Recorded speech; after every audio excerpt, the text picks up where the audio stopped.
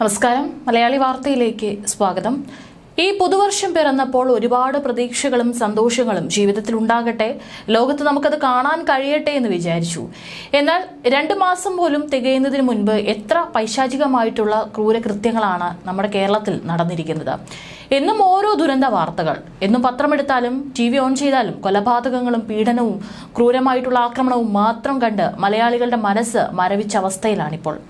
അമ്മയുടെ മുന്നിൽ വെച്ച് 14-കാരി ആൺസുഹൃത്ത് പീഡിപ്പിക്കുന്നു, അയൽവാസികളെ ക്രൂരമായി വെട്ടിക്കൊല്ലുന്നു, ഭർത്താവിന്റെ മൃഗീയ മർദ്ദനമേറ്റ് ആശുപത്രിയിലായ വീട്ടമ്മ ആന്തരിക രക്തസ്രാവത്തിൽ മരിച്ചു, നഴ്സിംഗ് കോളേജിൽ സീനിയർ വിദ്യാർത്ഥികൾ ജൂനിയർ കുട്ടികളുടെ ദേഹമാകെ വരഞ്ഞു മുറിച്ച് ലോഷൻ തെളിച്ചു, നഴ്സാവാൻ പഠിക്കുന്ന പ്രതികൾ ജൂനിയർ വിദ്യാർത്ഥികളുടെ മരണപ്പിടച്ചിൽ കണ്ട് പൊട്ടിച്ചിരിക്കുന്നു, ദേഹത്താകെ പിന്നെയും മുറിവേൽപ്പിച്ചും മർദ്ദിച്ചും വീഡിയോ എടുത്തു, സാത്താൻ സേവയ്ക്ക് വേണ്ടി സ്വന്തം അച്ഛനെ അതിക്രൂരമായി ഓടിച്ചിട്ട് വെട്ടിക്കൊലപ്പെടുത്തുന്നു, ചേച്ചിയുമായുള്ള വഴിവിട്ട ബന്ധത്തിന് വേണ്ടി ചേച്ചിയുടെ കുഞ്ഞിനെ കിണറ്റിലെറിഞ്ഞ് കൊലപ്പെടുത്തുന്ന അനിയൻ.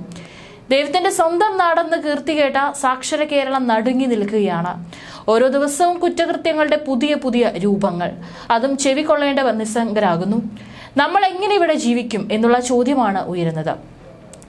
പത്തനംതിട്ടയിൽ 14-കാരിയെ പീഡിപ്പിച്ച കേസിൽ ഒളിവിലായിരുന്ന മാതാവും ആൺസുഹൃത്തും പിടിയിലായി. റാന്നി അങ്ങാടിക്കൽ ഉന്നക്കാവ് പള്ളിനടയിൽ ജെയ്മോൻ, തിരുവനന്തപുരം ബാലരാമപുരം സ്വദേശി ദീപ എന്നിവരാണ് അറസ്റ്റിലായത്. കഴിഞ്ഞ വർഷം സെപ്റ്റംബർ 15 പുലർച്ചെ 1 പത്തനംതിട്ടയിലെ ലോഡ്ജിലാണ് പീഡനം നടന്നത്. ഉറങ്ങിക്കിടന്ന കുട്ടിയെ വിളിച്ചുണർത്തി കട്ടിലിൽ നിന്ന് വലിച്ച് താഴെയിട്ട ശേഷം ജെയ്മോൻ പീഡിപ്പിക്കുകയായിരുന്നു. ഈ സമയം ദീപയും അടുത്തുണ്ടായിരുന്നു. ചൈൽഡ് വെൽഫെയർ സൊസൈറ്റി നടത്തിയ കൗൺസിലിംഗിലാണ് കുട്ടി ലൈംഗിക പീഡന വിവരം വെളിപ്പെടുത്തിയത്. ചേർത്തല നഗരസഭ 29-ാം വാർഡ് പണ്ടകശാലപ്പറമ്പിൽ സജിയുടെ മരണത്തിൽ മകളുടെ മൊഴിയാണ് വഴിത്തിരിവായത്. തലയുടെ വലതുഭാഗത്തേറ്റ പരിക്കും തലച്ചോറിനും തലയൂട്ടിക്കുമിടയിലുള്ള ഞരമ്പുകൾ പൊട്ടിയുള്ള ആന്തരിക രക്തസ്രാവവുമാണ് മരണകാരണമെന്ന് പ്രാഥമിക പോസ്റ്റ്മോർട്ടം റിപ്പോർട്ട്. തന്റെ ആക്രമണത്തിലാണ് സജിക്ക് പരിക്കേറ്റതെന്ന് കസ്റ്റഡിയിലായിരുന്ന ഭർത്താവ് സോണി പോലീസിനോട് സമ്മതിച്ചതായാണ് അറിയുന്നത്. പള്ളിയിലെ കല്ലറയിൽ അടക്കിയിരുന്ന മൃതദേഹം മകൾ മീഷ്മയുടെ പരാതിയെ തുടർന്ന് ബുധനാഴ്ച പുറത്തെടുത്തിരുന്നു. കോട്ടയം ഗവൺമെന്റ് നഴ്സിംഗ് കോളേജിൽ 5 സീനിയർ വിദ്യാർത്ഥികൾ കാട്ടിക്കൂട്ടിയ ഭീകര ദൃശ്യങ്ങൾ പുറത്തു വന്നിരുന്നു. ഇതിനെല്ലാം നേതൃത്വം നൽകിയ മുഖ്യപ്രതി മലപ്പുറം സ്വദേശി KP രാഹുൽ, CPM അനുകൂല സംഘടനയായ Kerala government students nurses association സംസ്ഥാന ജനറൽ സെക്രട്ടറിയാണ്.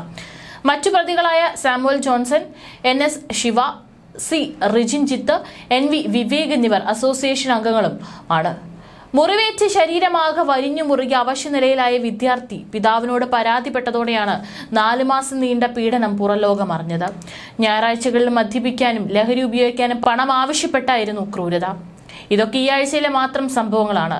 അതിന് തൊട്ടു മുമ്പുള്ളതാണ് കുഞ്ഞിനെ കിണറ്റിലെറിഞ്ഞ് കൊലപ്പെടുത്തിയതും അച്ഛനെ വെട്ടിക്കൊന്ന സംഭവങ്ങളെല്ലാം വരുന്നത്. എങ്ങോട്ടാണ് നമ്മുടെ നാടിന്റെ അവസ്ഥ പോകുന്നത്? ദൈവത്തിന്റെ സ്വന്തം നാട്ടിൽ ഇത്തരം ക്രൂരതകൾ കണ്ട് നമുക്ക് മടുത്തിരിക്കുകയാണ്. ഇവിടെയെല്ലാം തന്നെ ഈ പ്രതികൾ സുഖമായി ജീവിച്ചു പോകും. കുറച്ചു കാലം ജയിലിൽ കിടക്കും, ജാമ്യം ലഭിക്കും, പുറത്തിറങ്ങും, സുഖജീവിതം. അതിൽ കൂടുതലൊന്നും തന്നെ സംഭവിക്കാൻ പോകുന്നില്ല എന്നുള്ളതാണ്. ഇനിയെങ്കിലും ഇവരെ തളയ്ക്കേണ്ടിയിരിക്കുന്നു. അതിന് നമ്മുടെ നിയമ സംവിധാനങ്ങളിൽ മാറ്റം വരേണ്ടതും അനിവാര്യമാണ്.